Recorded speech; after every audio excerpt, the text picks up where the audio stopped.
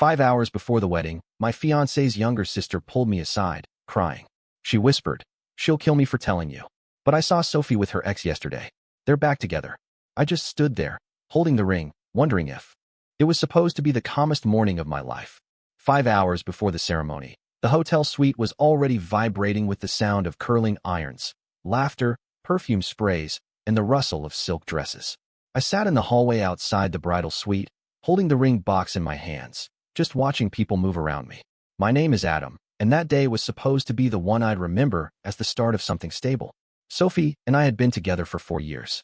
I thought I knew everything about her, her habits, her moods, the way she'd get nervous before big events. But that morning, there was something off. Something she wasn't saying. She'd barely looked at me since breakfast. She said it was wedding nerves, but her eyes had that distant focus, the kind you see when someone's mind is somewhere else entirely. Her younger sister, Maya, wouldn't stop glancing at her either. I noticed it when they were taking photos together. Maya's hands trembled as she fixed Sophie's veil. I thought it was excitement. Later, I'd realize it was fear. I remember checking the time, 10:47 a.m. The ceremony was set for 4. The coordinator wanted me to get dressed for photos soon, but I felt paralyzed. My stomach wouldn't stop twisting. Maybe it was cold feet, I told myself. Everyone gets nervous. That's when Maya found me. She came down the hallway, so fast I thought she was running from something. Her makeup was half done, eyes puffy, voice shaky. She looked like she hadn't slept. She asked if we could talk privately. I followed her into one of the unused conference rooms. She closed the door and just stood there, holding onto her bracelet so tightly it nearly snapped. When she finally spoke, her voice broke. "She'll kill me for telling you," she said.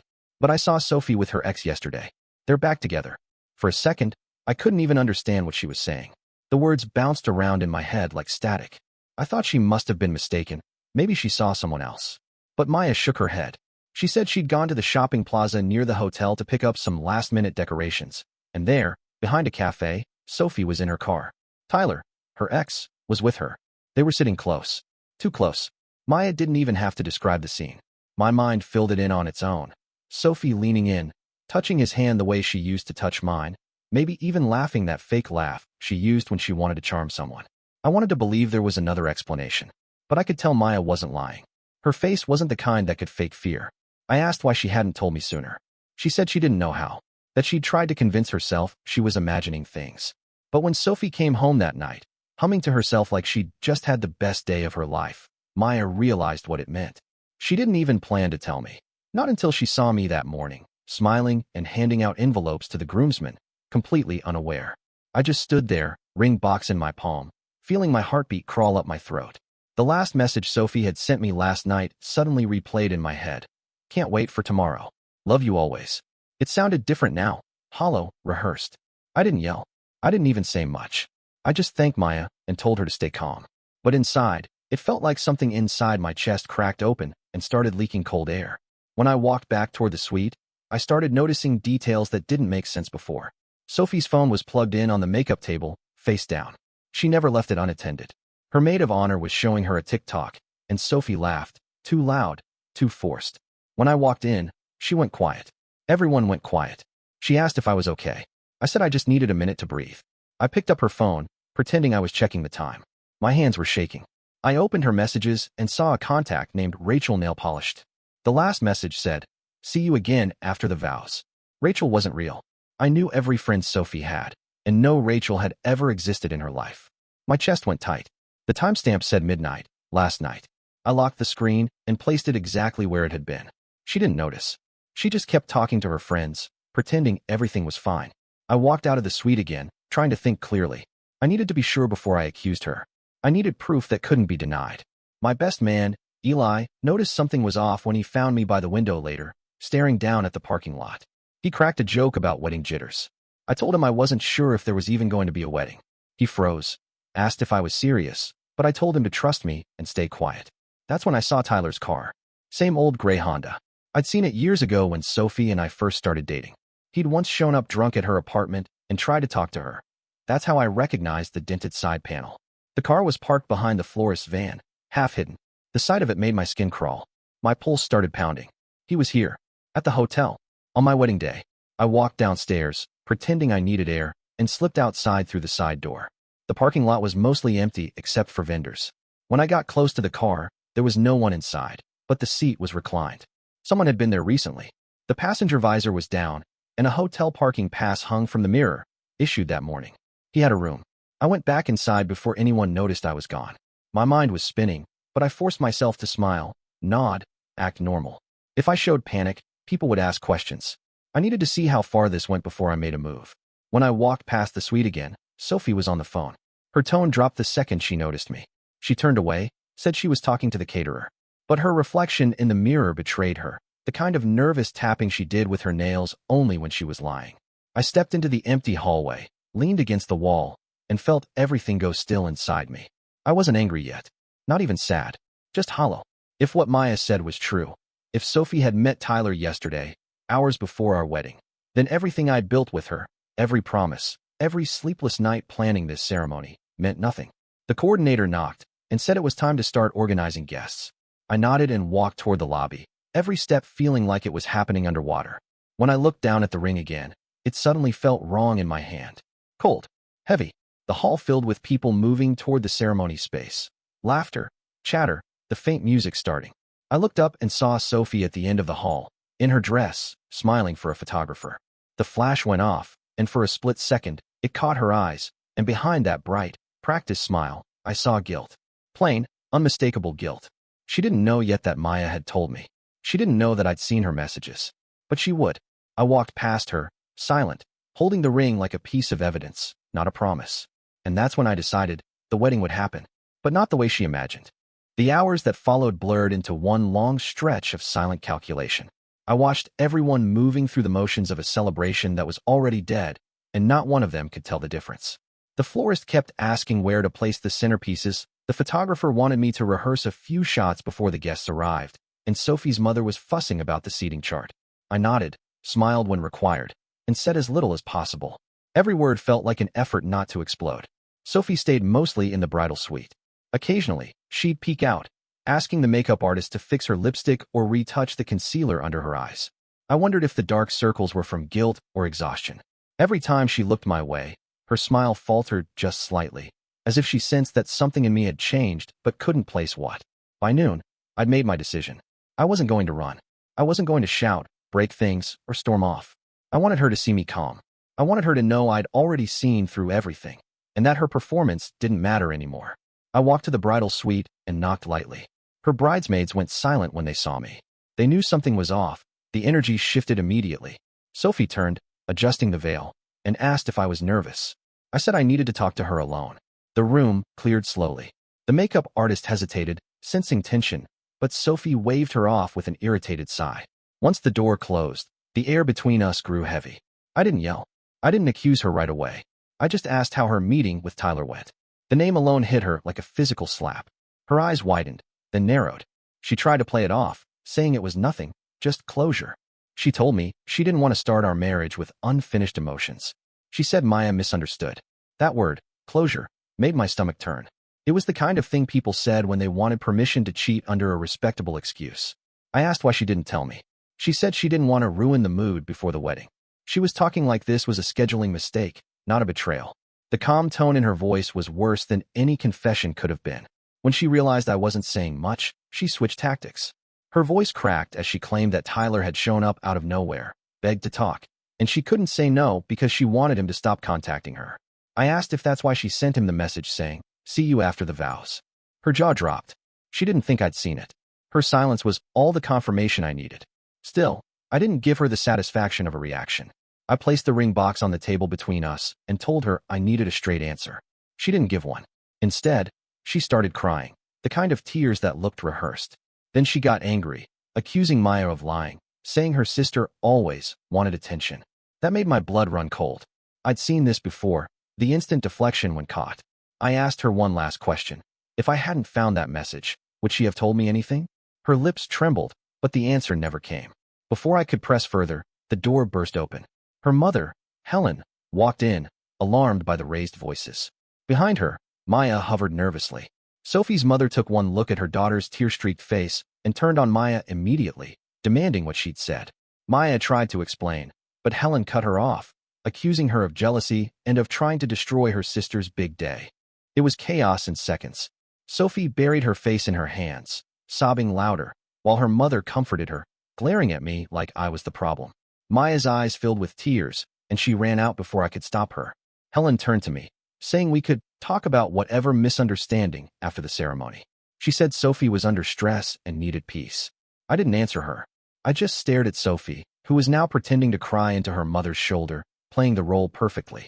When Helen left to find Maya, Sophie straightened, wiped her face, and muttered that I'd regret humiliating her. Her tone was quiet but sharp. It was the first honest moment she'd had all day. That was when something clicked in me. I understood that there was no apology coming, no redemption, no misunderstanding to clear up. She wasn't sorry. She was angry she'd been caught. And that made things much simpler. I walked out, closing the door behind me without another word. For a few minutes, I stood in the hallway, letting my thoughts settle. I didn't want to destroy her impulsively. I wanted precision. I wanted her entire mask to crumble in front of everyone she'd lied to. Downstairs, I found Maya sitting on a bench outside the ballroom, her makeup smeared, hands shaking. I sat next to her. She started apologizing, saying she shouldn't have told me, that her mom would never forgive her. I told her she did the right thing, that this wasn't on her. When she asked what I was going to do, I told her simply that I'd let the day unfold, but differently than anyone expected. Maya looked terrified. She asked if I was calling it off. I said no. That would have been mercy. I returned to my suite, locked the door, and started planning. I logged into our joint account where all the wedding expenses had gone through. The deposits, the vendor fees, all under my name. Sophie had insisted we split everything evenly, but she never noticed I used my personal card for most payments. I moved every remaining balance into a separate account. She'd be left paying for a wedding that would never happen. Then I called Eli, my best man. I told him there'd been a change. I didn't explain everything, just asked him to make sure no one left early and to tell the DJ there'd be a surprise presentation before the ceremony began. He didn't ask questions. We'd known each other long enough for him to trust the tone in my voice. After that, I needed to know if Tyler was still around. I texted Sophie's phone from my own, pretending to confirm something about the timing. Then I used her phone to send one message, short and casual, to Rachel Nail Polish, which was really Tyler. It read, "Come by before the vows. I want to see your face before it all happens." A few seconds later, the 3 dots appeared. Then the reply, "You sure?" I typed back, "Yes. Ballroom side entrance." That was it. No dramatics, no threats. I left the phone on the table and returned to the hall. By now, guests had started arriving. Laughter, greetings, the scent of champagne filled the air. Sophie reappeared, her makeup perfectly redone, smile wide and confident. It was chilling how fast she could switch from chaos to charm. Her mother followed close behind, scanning for Maya, who was nowhere to be found. When our eyes met, Sophie didn't look ashamed. She looked victorious, as if she believed she'd successfully gaslight me into silence. That expression sealed her fate. I smiled back, calm, polite, unshaken. The wedding coordinator asked if we were ready for the ceremony to start. I said yes, though in my mind, the word had an entirely different meaning. I stepped aside, let Sophie walk past me toward the decorated archway where the guests were waiting. The music began softly, violins filling the hall. Everyone turned to admire her. But as she passed the open doorway, a man in a gray suit stepped into view, Tyler. She froze. For the briefest second, panic flickered across her face before she quickly masked it with a grin. He looked confused, glancing between her and me, clearly not understanding what was happening. I didn't move. I just watched her realize, in real time, that everything was about to fall apart. The DJ screen behind the aisle flickered to life, waiting for the slideshow Sophie had prepared for our love story montage. She didn't know yet that I'd swapped the USB stick. The one she'd made was in my pocket. The one now inserted was mine. And as she forced a laugh and tried to keep walking, I knew that when those first images hit the screen, the entire illusion she'd built was going to detonate. The moment froze like a photograph. Sophie halfway down the aisle, Tyler standing near the entrance, guests murmuring, not yet realizing what they were witnessing. The orchestra faltered, strings whining as the conductor glanced around for cues that weren't coming. Sophie's smile twitched, her body stiffening as though every muscle decided to betray her at once. I stayed perfectly still, calm, polite, hands folded in front of me as if everything was unfolding exactly as I planned, which, in a way, it was. Tyler looked nervous now. His eyes darted toward me, then back to her, and I could almost read the question forming on his face. Did she tell him? The silence stretched long enough for guests to start whispering. Sophie finally managed to move, taking 2 careful steps forward, pretending nothing was wrong. But it was too late. The moment was already poisoned. The wedding coordinator rushed forward, whispering something frantically to the band, but I raised my hand slightly to stop her. I told her everything was fine. Then I turned to the audience, smiled, and said, "Before we begin, Sophie has prepared a short video to celebrate our story. She wanted everyone to see what brought us here today." The DJ, already nervous, pressed play. The hall dimmed. The first few seconds looked normal. Photos of us hiking, laughing at dinners, smiling in cheap Airbnbs on road trips. Sophie relaxed slightly, even let out a shaky laugh. Then the video glitched. The slideshow paused, flashed white for a second, and a new set of photos appeared. Different angle, different lighting. Same woman. It was Sophie, same outfit she'd worn for the rehearsal dinner, sitting in a parked car outside a cafe. Across from her, Tyler. Her hand was on his arm. Then another image, him leaning closer, her eyes half closed. A final photo, grainier, taken later at the hotel parking lot entrance. Every breath in the room vanished. Someone gasped.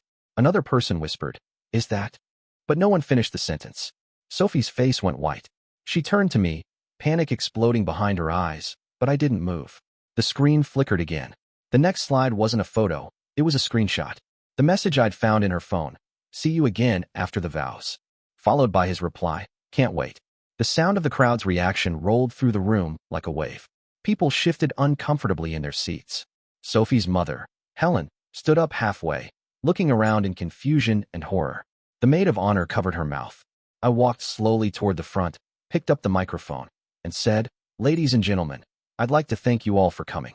I apologize for the change of program, but it seems our bride had some unfinished business before today."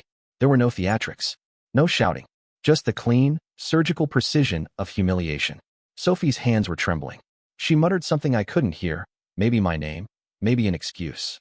Tyler backed toward the door, clearly realizing he'd walked into a trap. But I wasn't done. I signaled to the venue manager, who'd been briefed earlier. He nodded and handed me a folder. Inside were printed receipts, florist, caterer, venue, dress fittings, all paid under my name. I placed them gently on the table where the officiant's notes had been. Then I turned back to Sophie. "You told me you didn't have time to see him," I said, my tone still even. "That you were too busy preparing for our wedding. Yet somehow, you made time for your ex. The night before the ceremony. In the same outfit you wore when you told me you loved me." Sophie tried to speak. Her voice cracked. She stammered something about a misunderstanding, claiming the photos were edited or taken out of context. The crowd didn't buy it. Her mother stepped forward, whispering her name, but Sophie shoved her hand away and turned on me. Her words started spilling fast, desperate, disconnected, claims that she was confused, that Tyler had manipulated her, that Maya was lying to make her look bad. When she said Maya's name, I saw Helen flinch. Then, from the back of the hall, a quiet voice said, "He's not lying." Maya. She'd been standing near the doors, pale but composed. Every eye turned toward her. She stepped forward, holding her phone, and said she'd seen them together, that she'd followed Sophie's car because she'd been worried. And she'd taken photos too. The ones I'd used. Sophie's mouth fell open. Her face twisted, not in guilt, but rage. She hissed something under her breath at her sister, words lost in the noise of the crowd, but the venom was unmistakable.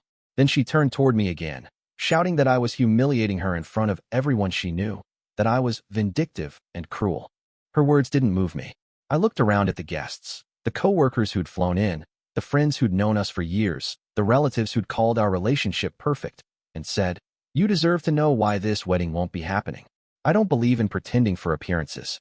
Not when the truth is right here." There was no applause, no dramatic gasp this time.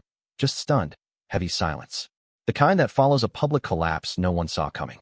Sophie broke down completely then. Her mascara ran, her hands shaking as she tried to grab my arm, begging me not to end it like this. But every apology came too late. She said she loved me, said it was a mistake, said she'd fix everything. I simply placed the microphone down and walked off the stage. Helen rushed forward, screaming at me to stop, accusing me of destroying her daughter's future. I ignored her. She defended Sophie's lies all morning. She could deal with the ashes now.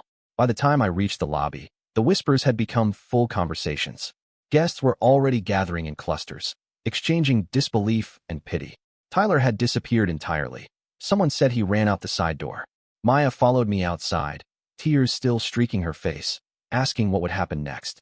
I told her nothing else needed to happen. The damage was complete. A few minutes later, I saw staff carrying the wedding cake back to the kitchen, removing floral arrangements, resetting the hall for another event. The ceremony that was supposed to define my life had become just another canceled booking on their calendar. But my work wasn't done. I called my lawyer, Patrick, who'd been invited as a guest but hadn't arrived yet. I explained the situation briefly. Within minutes, he sent messages to the venue, caterers, and all vendors confirming that all refunds, insurance claims, and deposits should go directly to me as the payer of record. The contracts were airtight. Sophie wouldn't see a cent of what had been spent. Inside, she was still screaming. I could hear her through the half-open doors, her voice shrill, echoing off the ballroom walls. Guests avoided her, slipping out quietly, murmuring that they'd never seen anything like it. When I finally walked out into the sunlight, the air felt cold but clean. I didn't feel victorious, just emptied out, like I'd shed a weight I hadn't realized I was carrying. Maya caught up to me in the parking lot. She asked where I was going. I told her I didn't know yet, just not here. She nodded slowly, hugged me, and said, "I'm sorry you had to find out this way." I told her I was sorry she'd been the only one brave enough to tell me at all. Then I handed her the bouquet Sophie had left on the table and said, "You're the only one who deserves to carry it." She didn't take it at first, but eventually she did. She stood there in the lot, holding it awkwardly, watching me walk away toward my car. When I started the engine, the hotel manager came out and waved hesitantly, asking if everything was okay. I said yes. Everything was exactly as it should be. Behind me, through the tinted glass, I saw Sophie running outside, barefoot, her dress dragging on the pavement, mascara smeared. She was screaming my name. Her mother followed, trying to calm her. A few photographers snapped pictures, because of course, the spectacle had to be documented. I didn't stop. I drove out of the lot and didn't look back. By the time I reached the city limits, the calls had already started. Unknown numbers, mutual friends, relatives, even Sophie's coworkers. I didn't answer any of them. The phone buzzed endlessly in the cup holder until I finally shut it off and kept driving. The sound of tires on asphalt was the only noise I could stand. I ended up at a small coastal town 3 hours away. I checked into a cheap motel that didn't ask questions. The clerk looked at my suit and wilted boutonniere, then said nothing, just handed me the key. I spent that first night sitting on the balcony, staring at the ocean. There was no sadness left in me, just a hollow calm. The kind that comes when you've burned everything that could hurt you. For 2 days, I stayed off the grid. No messages, no news, no social media. When I finally turned my phone back on, it nearly crashed from the flood of notifications.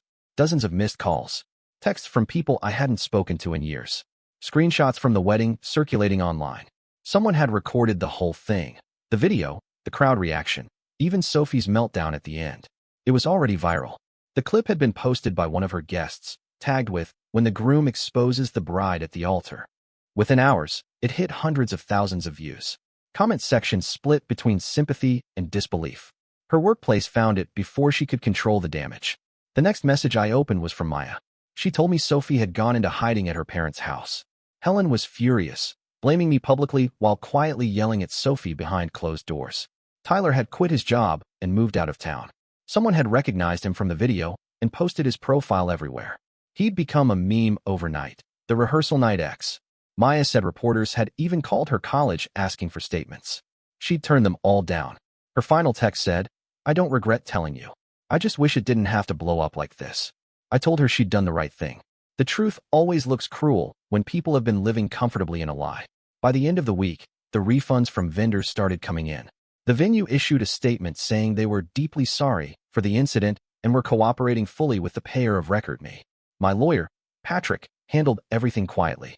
Within 10 days, every penny I'd spent came back. The only person who owed anything now was Sophie, whose non-refundable dress and makeup costs were charged directly to her card. Word spread quickly through her circles. The sympathy she expected never came. Her friends unfollowed her, co-workers avoided her, and her boss placed her on indefinite leave to protect the company's reputation. Even Helen stopped defending her publicly after a few days.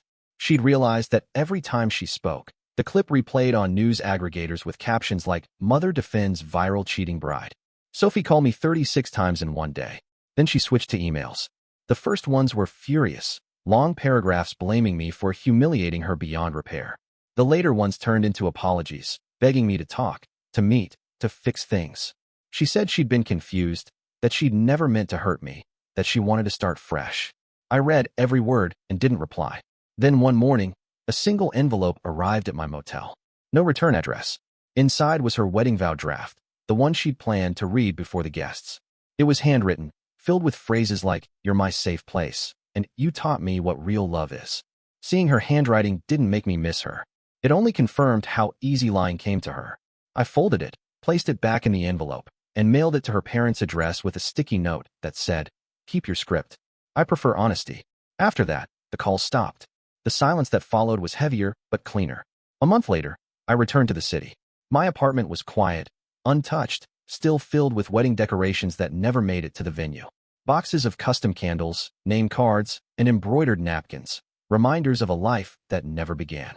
I called a donation service and had it all picked up within a day. I kept only the ring box, not as a token, but as a warning to myself. The story still trended online occasionally. Some people turned it into a podcast episode. Others debated whether I'd gone too far. I never corrected anyone. The truth didn't need my defense. One evening, I received an unexpected message from Tyler. It was short. "You got your revenge. I lost my job, my place, my reputation. Hope you're happy." I stared at it for a while before replying. "No one forced you to show up. You both made choices. I just made sure people saw them." He never answered again. Around that time, I met with Maya for coffee. She looked older somehow, not in age, but in the weight she carried after watching everything implode. She said her mother barely spoke to her now, blaming her for turning the family into a circus. But she didn't regret it. She said she'd rather lose peace than live with the guilt of silence. We sat by the cafe window for hours, just talking. Not about Sophie, but about how people only reveal their real faces under pressure. Maya said she'd always envied our relationship because I seemed to love Sophie unconditionally. I told her unconditional love doesn't mean letting someone destroy you. It means knowing when to stop them. When we left, she hugged me. The kind of quiet, grateful hug that feels more human than anything romantic. It reminded me that not everything in that family was rotten. As weeks turned into months, life slowly pieced itself together. I went back to work, kept to myself, avoided dating. I didn't feel broken. I felt sharpened. Like everything naive had been scraped off me. Then one evening, I saw her again, by accident.